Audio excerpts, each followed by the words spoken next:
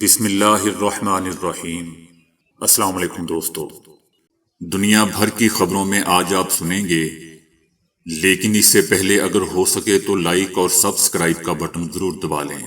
شکریہ۔ روس نے یوکرین کے دارالحکومت اور مغربی یوکرین میں واقع دوسرے اہم شہروں پر حملوں میں کروز اور بیلسٹک میزائل اور ڈرون استعمال کیے ہیں۔ ان حملوں کے بعد یوکرین کے ہمسایہ ملک پولینڈ نے بھی اپنی فضائیہ کو ہائی الرٹ کر دیا ہے۔ پولینڈ حکومت کا کہنا ہے کہ اس سلسلے میں پولینڈ نے اپنے طیاروں، فوجیوں، رڈار اور ایئر ڈیفنس سسٹم کو بھی مکمل طور پر فعال کر دیا ہے۔ میڈیا کا کہنا ہے کہ جنوب مشرقی یوکرین کے علاقوں اور بحر اسود میں واقع اودسا بندرگاہ میں دھماکوں کی آوازیں بھی سنی گئی ہیں۔ روس کی جانب سے یوکرین پر حالیہ مہینوں کے سب سے بڑے فضائی حملے میں بجلی کے نظام کو نشانہ بنایا گیا ہے، جس کی وجہ سے متعدد علاقے تاریکی میں ڈوب چکے ہیں۔ روس نے یوکرین پر 120 میزائل اور 90 ڈرون داغے ہیں، جن کے نتیجے میں 9 افراد ہلاک ہوئے ہیں اور بجلی کے نظام کو شدید نقصان پہنچا ہے۔ دارالحکومت کیف میں لوگوں کی بڑی تعداد نے زیر زمین ریلوے اسٹیشنز میں پناہ لے رکھی ہے، جبکہ یوکرینی فوج نے روس کے 140 میزائل اور ڈرون مار گرانے کا بھی دعویٰ کیا ہے۔ یوکرینی صدر کا کہنا ہے کہ روس نے یوکرین کے انرجی انفراسٹرکچر پر 210 میزائل اور ڈرون داغے ہیں۔ صدر کا کہنا ہے کہ دشمن کا مقصد یوکرین میں ہماری توانائی کے بنیادی ڈھانچے کو نشانہ بنانا ہے۔ بدقسمتی سے حملوں سے متعدد مقامات کو نقصان پہنچا ہے۔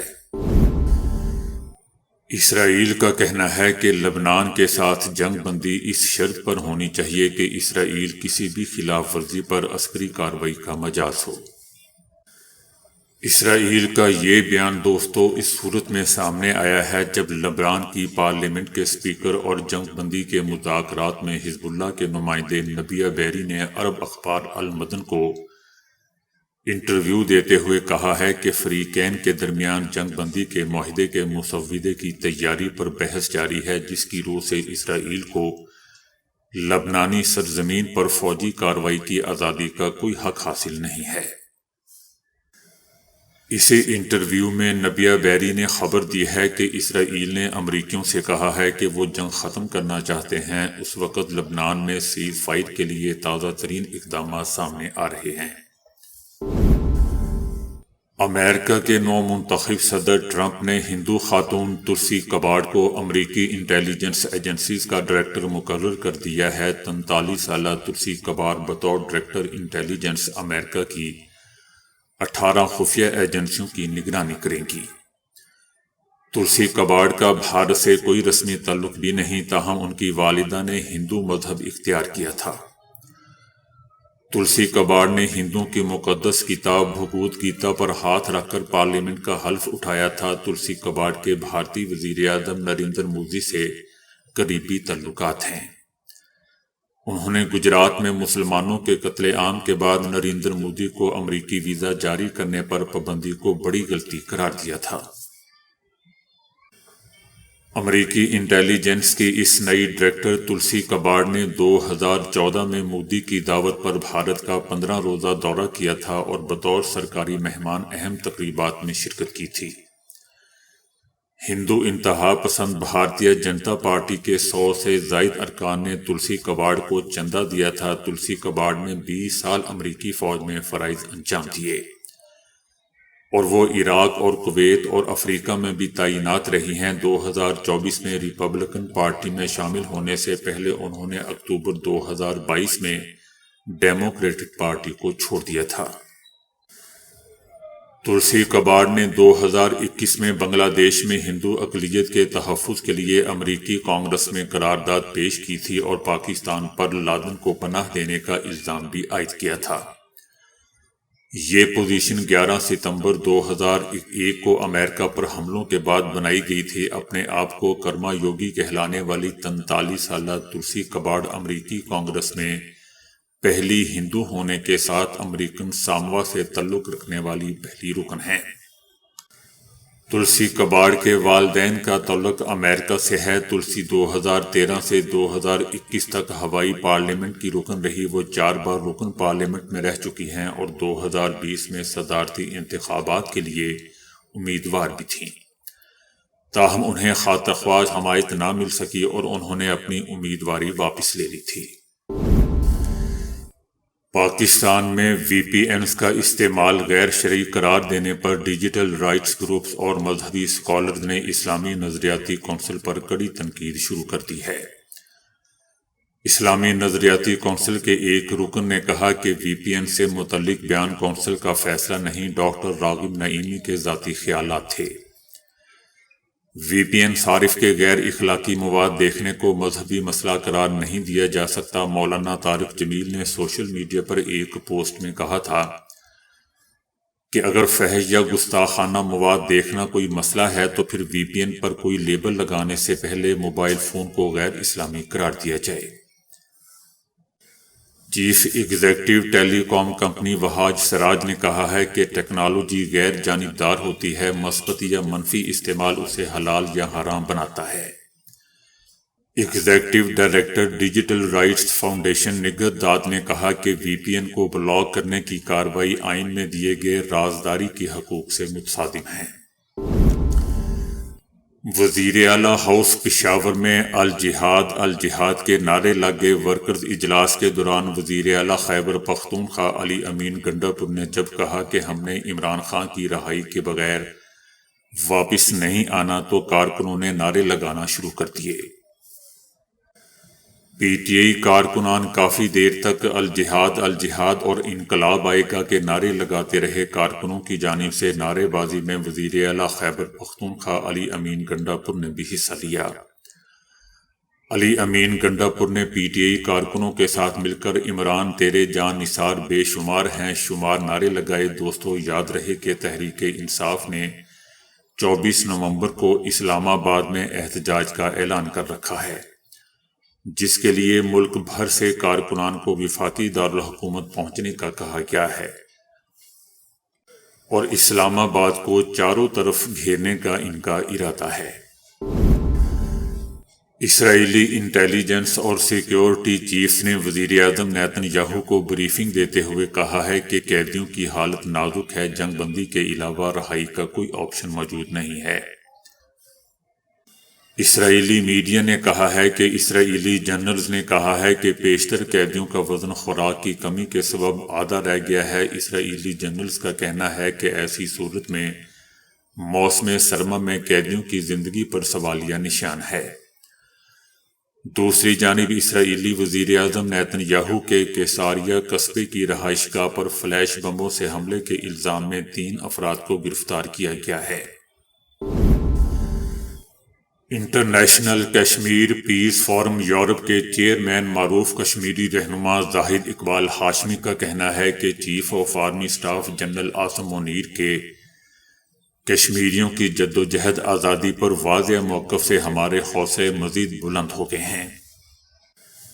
فرانسیسی اور پاکستانی میڈیا سے گفتگو میں ان کا کہنا تھا کہ دنیا بھر میں صرف اور صرف تحریک آزادی کشمیر کی جدوجہد کو پاکستان کی مسلح افواج اور پاکستانی عوام کی 77 سالوں سے غیر متزلزل حمایت حاصل ہے۔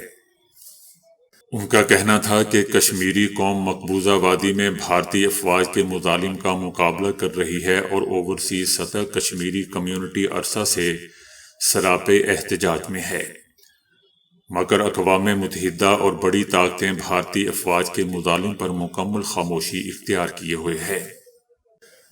زاہد اقبال ہاشمی کا کہنا تھا کہ پاکستان کشمیریوں کی منصفانہ جدوجہد کا حقیقی سفیر ہے۔ پاک فوج کے سربراہ جنرل عاصم منیر نے گزشتہ دنوں اپنی تقریر میں ہندو توا نظریے کا بھرپور انداز سے پردہ چاک کیا تھا۔ ان کا کہنا تھا کہ مقبوضہ وادی کے محکوم لوگ پاک فوج کو اپنا محافظ سمجھتے ہیں، جو حق خود ارادیت کے حصول کی جدوجہد میں ان کے ساتھ پوری طرح سے کھڑی ہے۔ پاک فوج کے سربراہ جنرل عاصم منیر کے بیان کو کشمیری عوام کے ساتھ اسلام آباد کی بھرپور وابستگی اور بی جے پی کی ہندو توا کی نظریے کے خلاف ایک بھرپور رد عمل قرار دیا جا رہا ہے۔ بتایا جا رہا ہے کہ پنجاب حکومت کسان دوست اقدام کی جانب تیزی سے گامزن ہے۔ وزیر اعلیٰ مریم نواز نے کسان کارڈ کی تعداد 5 لاکھ سے بڑھا کر 7,50,000 کر دی ہے۔ کسان کارڈ کے لیے 12,90,000 درخواستیں موصول ہوئیں۔ کسانوں نے 3,61,000 سے زیادہ کارڈ وصول کر لیے۔ محکمہ زراعت کے مطابق کاشتکاروں نے کسان کارڈ کے ذریعے اب تک 18 ارب روپے کی خریداری بھی کر لی ہے۔ لندن ہائی کورٹ نے میاں نواز شریف کے بیٹے حسن نواز کو دیوالیہ قرار دے دیا ہے۔ نواز شریف کے بیٹے حسن نواز کو برطانوی حکومت کے ٹیکس ریونیو ڈپارٹمنٹ کے ٹیکس کیس میں دیوالیہ قرار دیا گیا ہے۔ حسن نواز سے متعلق ٹیکس کیس 25 اگست 2023 کو فائل کیا گیا تھا۔ لندن ہائی کورٹ کے فیصلے میں کہا گیا کہ حسن نواز کو 2023 کے کیس نمبر 694 میں دیوالیہ قرار دیا جا رہا ہے۔ تحریک انصاف کے رہنما اسد قیصر کا کہنا ہے کہ ہمارا 24 نومبر کا احتجاج عمران خان کی رہائی کے لیے ہے اور کسی کے لیے نہیں ہے۔ ہمارے پاس احتجاج کے علاوہ کوئی راستہ نہیں ہے۔ ان کا کہنا تھا کہ موجودہ پارلیمنٹ کی کوئی حیثیت نہیں ہے۔ 26ویں ترمیم پر مولانا کے ساتھ مل کر کچھ اہداف حاصل کیے۔ حکومت کے پاس مولوی فضل الرحمان کو ساتھ ملا کر بھی نمبرز پورے نہیں تھے۔ ان کا کہنا ہے کہ بشرا بی بی ہماری تحریک کا حصہ ہوں گی۔ بشرا بی بی کی جانب سے پارٹی کو ٹیک اوور کرنے کا تاثر غلط ہے۔ ان کا کہنا تھا کہ ہم نے اسمبلی اس لیے توڑی تاکہ نیا منڈیٹ لیا جائے۔ جب ہمیں بیرونی مداخلت کا علم ہوا تو اسمبلی توڑنے کا فیصلہ کیا۔ بیرونی مداخلت پر ہم عوام کے پاس کے اسمبلی توڑنے کے سوا ہمارے پاس کوئی اور راستہ نہیں تھا، اور مجھے اندازہ بھی ہو چکا تھا کہ کھیل ہمارے ہاتھ سے نکل چکا ہے۔ ان کا کہنا تھا کہ کابینہ میٹنگ میں جنرل باجوہ کو ہٹانے کی باتیں کی جا رہی تھیں، لیکن ایسا اس وقت کوئی فیصلہ نہیں ہوا تھا۔ وزیر دفاع خواجہ آصف نے کہا ہے کہ عمران خان جلسے کی کامیابی کے لیے اپنے بچوں کو بھی لندن سے بلائیں۔ ان کا کہنا تھا کہ بشرا بی بی 24 نومبر کے جلسے کے لیے 5,000 سے 20,000 تک شرکا کی شرکت یقینی بنانے کے لیے ممبران قومی اور صوبائی اسمبلی اور ٹکٹ ہولڈروں کے ذمہ داری لگا رہی ہے۔ خواجہ آصف کا کہنا تھا کہ جلسے کی حتمی کامیابی کے لیے عمران خان اپنے 3 عدد بچے لندن سے بلائیں اور بشرا بی بی بھی اپنے بچے، بچیاں اور پوتے پوتیاں، نواسے اور نواسیوں کی شرکت لازم بنائیں۔ ان کا کہنا تھا کہ شرکا اور خرچے کا بوجھ کچھ خود بھی اٹھا لیں، ان کی ساری عمر ہو گئی ہے مفت بری اور نو سربازی کرتے ہوئے صرف اپنے کاز کے ساتھ کمٹمنٹ کا اظہار کریں۔ پاکستان کرکٹ بورڈ کے چیئرمین محسن نقوی نے کہا ہے کہ چیمپئن ٹرافی پاکستان میں ہی ہوگی اور اگر بھارت کو تحفظات ہیں تو ہم سے بات کرے۔ ان کا کہنا تھا کہ پاکستان کی عزت سب سے پہلے، باقی باتیں بعد میں ہیں۔ چیمپئن ٹرافی پاکستان میں ہی کروائیں گے، ہمارا رابطہ صرف ICC سے ہے۔ ان کے جواب کا انتظار ہے۔ جبکہ بھارت کو تحفظات ہیں تو ہم سے بات کرے، ہم بھارت کے تحفظات دور کریں گے۔ ان کا کہنا تھا کہ مجھے سب اچھے کی امید ہے۔ کھیل اور سیاست علیحدہ علیحدہ چیزیں ہیں، ہم اپنے موقف پر قائم ہیں اور رہیں گے۔ محسن نقوی کا کہنا تھا کہ وہاب ریاض مسلسل کام کر رہے ہیں، کسی کو ہٹایا نہیں تھا اور محمد یوسف کو بھی کہیں جانے نہیں دے رہے۔ میں کرکٹرز کو اکٹھا کر رہا ہوں، جانے کیسے دوں گا؟ عبدالرزاق بھی میرے لیے بہت اہم ہے۔ ڈاکٹر محمد یونس کا کہنا ہے کہ مفرور سابق وزیر اعظم حسینہ واجد کو واپس لانے کے لیے بھارت سے مطالبہ کریں گے۔ اتوار کو بنگلہ دیش میں عبوری حکومت کے 100 دن مکمل ہونے پر چیف ایڈوائزر ڈاکٹر محمد یونس نے قوم سے خطاب کیا۔ ڈاکٹر محمد یونس نے اپنے خطاب میں کہا کہ بنگلہ دیش ہنگاموں میں ہوئے قتل کے لیے انصاف کو یقینی بنائیں گے اور بھارت سے معزول شیخ حسینہ کو واپس لانے کے لیے بھارت سے بات کریں گے۔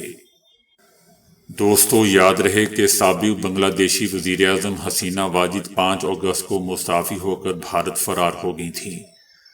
حسینہ واجد نے متنازعہ کوٹا سسٹم کے خلاف طلباء کے ملک گیر احتجاج کے بعد استعفیٰ دے دیا تھا۔ ان کی حکومت کے خلاف احتجاج میں طلباء سمیت 1500 افراد مارے گئے تھے اور 19,000 سے زیادہ زخمی ہوئے تھے۔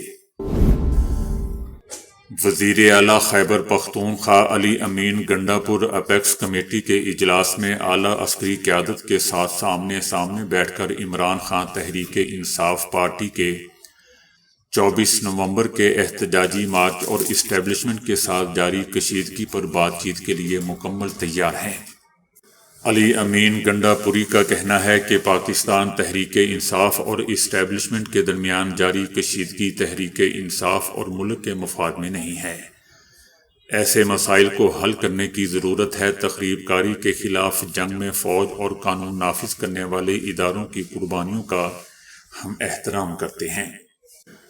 علی امین گنڈا پور نے رابطہ کرنے پر بتایا کہ احتجاجی مارچ کے لیے بھی کسی کی اجازت کی ضرورت نہیں، تاہم جب آپ امن عامہ کی صورتحال اور نیشنل ایکشن پلان پر بات کرتے ہیں تو عمران خان اور پاکستان تحریک انصاف کو درپیش صورتحال پر بھی بات ہوتی ہے۔ وزیر اعلیٰ کا کہنا تھا کہ گزشتہ اجلاسوں میں بھی وہ ان مسائل پر بات کرتے رہے ہیں۔ وزیر اعلیٰ نے امن و امان کی بگڑتی صورتحال پر بھی تحفظات کا اظہار کیا۔ دوستو، دنیا میں ماں کا نعم البدل ممکن نہیں اور ماں کی محبت شاید دنیا کی خالص ترین محبت ہے۔ اب بھارت میں رہنے والی اس غریب ماں کو ہی دیکھ لیجئے جس نے اپنے بچے کے علاج کے لیے رقم نہ ہونے پر اپنا دل اور دیگر اندرونی اعضاء فروخت کے لیے لگا دیے ہیں۔ اس خاتون کا نام شانتی بتایا گیا ہے، جو اپنے 5 بچوں کے ہمراہ ارناکولم کی ایک سڑک کے کنارے بیٹھی ہے۔ اس خاندان نے وہاں چند کرسیاں رکھی ہوئی ہیں اور زمین پر ہی سونے کا انتظام کر رکھا ہے۔ شانتی نے ایک بڑے کاغذ پر اپنے اعضاء فروخت کرنے کا اشتہار لکھ کر بھی نمایاں جگہ پر لگا رکھا ہے، جہاں سڑک پر آنے جانے والے لوگوں کی اس پر نظر پڑے۔ اس اشتہار پر شانتی نے لکھ رکھا ہے کہ اس نے اپنے بچے کے علاج پر جمع پونجی خرچ کر دی ہے اور سڑک پر آ گئی ہے۔ چنانچہ اب وہ اپنے بیٹے کے علاج کے لیے اپنا دل، گردے اور دوسرے اعضاء فروخت کرنا چاہتی ہے۔ اس خاتون کا کہنا تھا کہ میرے پاس پیسے نہیں ہیں، جس کی وجہ سے میں دل اور دوسرے اعضاء بیچنے پر مجبور ہو چکی ہوں۔ مجھے کسی بھی طرح 20 لاکھ روپے اکٹھے کرنے ہیں، میرے پاس اور کوئی راستہ نہیں ہے۔ دوستو، یہ معاملہ سامنے آنے پر کئی افراد اور گروپس اس خاتون کی مدد کے لیے آگے ہیں اور امید ظاہر کی جا رہی ہے کہ جلد ہی اس کے بیٹے کے علاج کے لیے مطلوبہ رقم مہیا کر دی جائے گی۔ پاکستان سمیت 21 ممالک میں 10 سالہ تحقیق کے بعد ماہرین نے دریافت کیا ہے کہ اگر ہفتے بھر میں صرف 150 گرام گوشت کے کھانے بھی کھائے جائیں تو بھی دل کی بیماریوں کا خطرہ بہت بڑھ جاتا ہے۔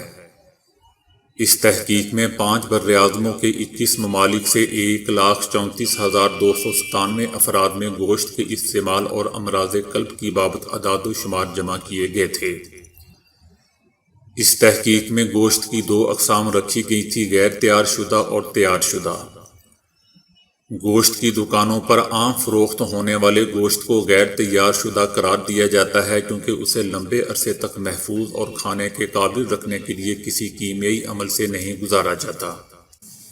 اس تحقیق سے معلوم ہوا کہ ہفتے میں صرف 150 گرام یا اس سے زیادہ تیار شدہ گوشت کھانے والوں کے لیے ناگہانی موت کا خطرہ 51% زیادہ، جبکہ دل کی بیماریوں میں مبتلا ہونے کا خطرہ 46% زیادہ تھا۔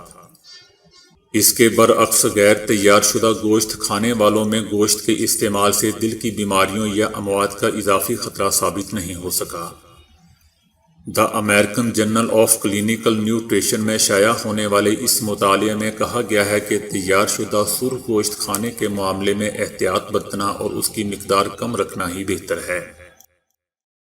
تو دوستو، ابھی کے لیے اتنا ہی۔ ویڈیو کو لائک اور شیئر کرنے کا بہت بہت شکریہ۔